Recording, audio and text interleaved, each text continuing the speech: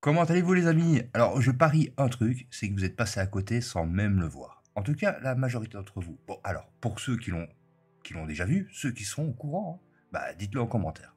Par contre, pour les autres, restez bien jusqu'à la fin parce que je vais vous montrer différentes astuces cachées, comme par exemple ce titrage-là, ou le petit odomètre, ou voire même un effet Matrix, ou peut-être même aussi peut-être un radar comme dans Alien. Ah, ça, c'est vraiment cool. Alors, restez bien jusqu'à la fin. C'est parti.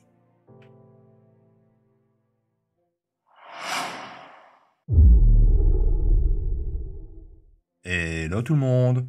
Alors oui, vous l'avez vu à la miniature, je vais vous parler d'effets cachés. Même si, en réalité, ils ne sont pas si cachés que ça. Ils sont tout à fait visibles. On va prendre pour exemple, en tout premier lieu, hein, on va commencer simple. On va dans la partie effets, partie titre. Et ici, je vais prendre peut-être le drop-in. Voilà, je le dépose dans ma timeline.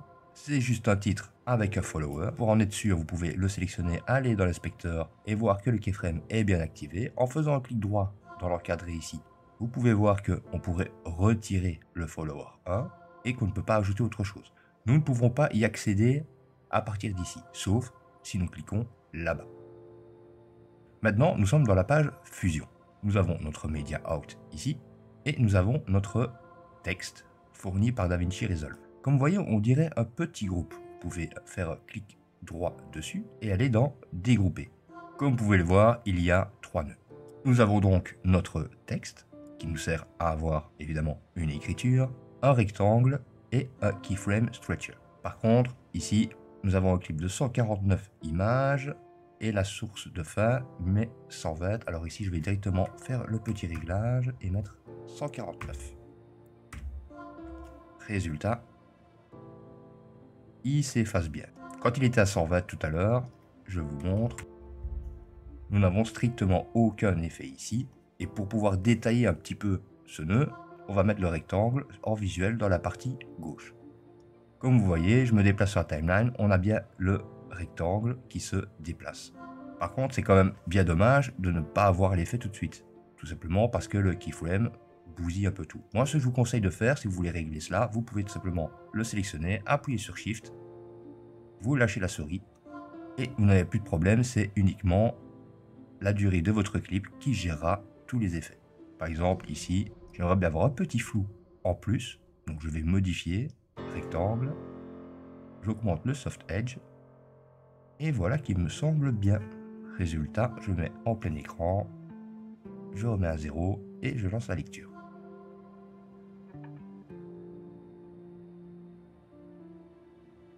Et il apparaît et il disparaît. Évidemment, votre texte, vous notez ce que vous voulez, vous mettez la police d'écriture que vous désirez. C'est à vous de choisir. Regardons un petit peu avec un autre texte. Tout à l'heure, je suis tombé sur le jitter qui me paraissait assez intéressant. Vous l'avez disponible gratuitement dans DaVinci Resolve, donc pareil, je le sélectionne. Ici, contrairement à l'autre, on peut remarquer qu'il n'y a pas de keyframe qui a été mis sur la partie texte, donc on pourrait y rajouter quelque chose. Mais nous allons quand même vérifier dans la partie fusion. Comme tout à l'heure, notre Media Out, nous avons un petit paquet ici, clic droit dessus, dégrouper, et il semble déjà un peu différent de tout à l'heure. Nous avons un premier texte ici, dont il y a une instance ici. Regardez, c'est le même texte, mais un est plein et l'autre, ce sont les contours.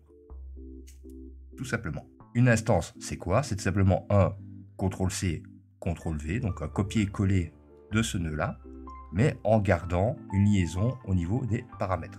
Si je viens à modifier, par exemple, je vais dans le layout ici et que je déplace un premier texte, le deuxième fera exactement pareil.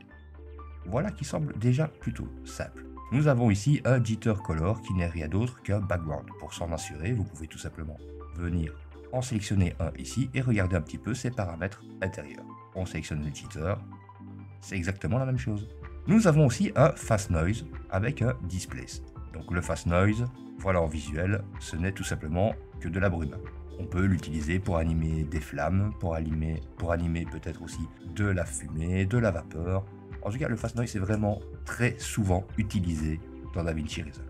À côté de ça, nous avons un displace qui lui va permettre de créer une animation qui elle est reliée au texte qui est creux. Bon, jusque-là, ça a l'air plus ou moins compliqué, mais je vous invite de toute façon à analyser des fois comme ça certains de vos effets et de regarder un petit peu de quoi ils sont faits, tout simplement, et peut-être même de les modifier si vous le désirez. Ici, le keyframe stretcher, je vais l'enlever, donc avec Shift, je l'enlève, Backspace, je le supprime, je n'en ai pas besoin du tout. Nous voyons ici ensuite que nous avons notre texte plein avec un merge, donc pour rester en foreground, donc ce qui veut dire devant, et le tout qui est relié à notre media out. Si je veux l'effet qui se trouve sur le texte, on va mettre en plein écran pour essayer d'avoir un visuel, voilà ce que ça donne. Mais vous pouvez encore modifier cela. Par exemple, on va dire, je vais sélectionner mon contour ici, pardon, dans Shading pour être plus précis, je vais mettre un petit peu de couleur et je vais peut-être un peu modifier l'animation qu'il y a derrière. Donc, je vais utiliser le Displace et je vais mettre en Y Reflection un petit peu plus de puissance et un petit peu vers la gauche pour le X. Voilà, et normalement, il est déjà un petit peu plus turbulent. Si vous voulez vraiment exagérer, vous pouvez le faire. Hein. Vous faites directement ça et vous vous retrouvez avec un arrière complètement dégueulasse. Et c'est pour ça que je vous invite bien évidemment à vous amuser, à regarder ces différents nœuds, à les explorer et surtout à les comprendre. C'est vraiment le plus important. Dans les effets, j'y place une composition fusion, je la sélectionne et je me rends dans la partie fusion, évidemment. Nous n'avons rien accroché à notre media out, pourquoi? Parce que c'est ici, dans la partie effets, dans l'onglet fusion, où nous allons retrouver des choses qui peuvent nous être utiles. Dans la partie tools, ici, vous avez évidemment tout ce que vous pouvez retrouver en appuyant sur CTRL par espace. Mais nous n'allons pas utiliser cela, nous allons aller ailleurs. Nous allons ici dans Templates. Dans cette partie, je ne vais pas tout vous détailler, mais vous avez le background, le O2, quelques lens flares, des looks. Par exemple, le lens flare, on va prendre une vidéo. Je vais ajouter un lens. On connecte le tout et on se retrouve avec un petit lens flare sur notre vidéo que vous pouvez bien évidemment changer comme vous le désirez. Regardons autre chose. Nous avons ici les looks, les motion graphiques. Donc ici, je pourrais vous mettre le radar comme vous l'avez vu en introduction. Je le raccorde. Vous voyez tous les nœuds qui le composent. Et comme je vous l'ai déjà dit, parcourez-les, analysez-les pour voir un petit peu à quoi ils servent et de quelle manière vous pourriez les utiliser par la suite. Ou si vous voulez faire par exemple une modification, tout simplement. On va voir avec ici, ça c'est cool, les backgrounds. Par exemple, on pourrait prendre le Platform Fly Through. Directement, il est dans un underlay. On le connecte. Et bon, ici, je ne vous mets pas la vidéo en direct, mais vous voyez plus ou moins ce que ça donne.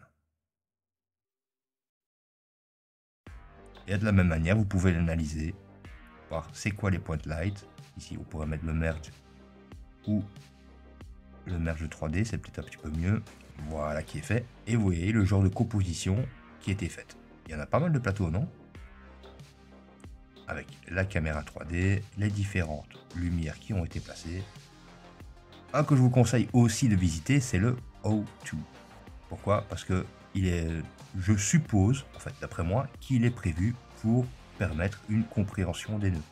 Donc ici, je mets le 2D, ce qui nous donne une petite piécette. On pourrait voir le fast noise, à quoi il sert. Ici, le display, sur quelle partie il travaille. Ce display-ci pour voir sur quoi d'autre il va travailler. Et peut-être même aller modifier ce qui est mis en plein milieu. C'est pas cool tout ça? Et vous pouvez retrouver aussi des particules, donc comme on va dire de la buée, donc du steam. Voilà. Et donc vous vous retrouvez avec une vidéo où vous pouvez placer un peu de fumée où vous le voulez, voire même la modifier. Et de la même manière, et ça c'est, je crois que c'est l'ami Antoine Vallée qui vous avait fait une vidéo là-dessus, vous avez évidemment l'effet Matrix.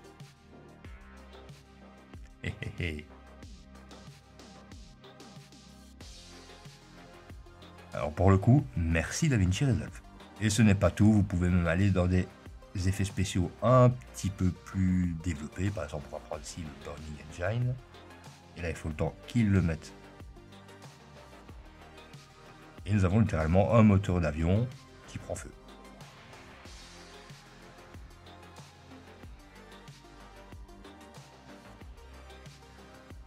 Ce qui est cool, c'est qu'il n'y a pas énormément de nœuds et que ça vous permet aussi de pouvoir regarder un petit peu sur quels paramètres ont été mis tel ou tel nœud pour peut-être soit les modifier, soit tout simplement commencer à les recopier.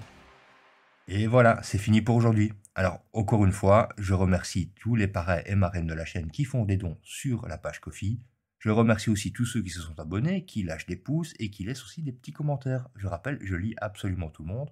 Et d'ailleurs, je ne me rappelle pas avoir vu une personne à qui je n'ai pas répondu. Et sur ce, je dirais, portez-vous bien et à la prochaine. Ciao, ciao.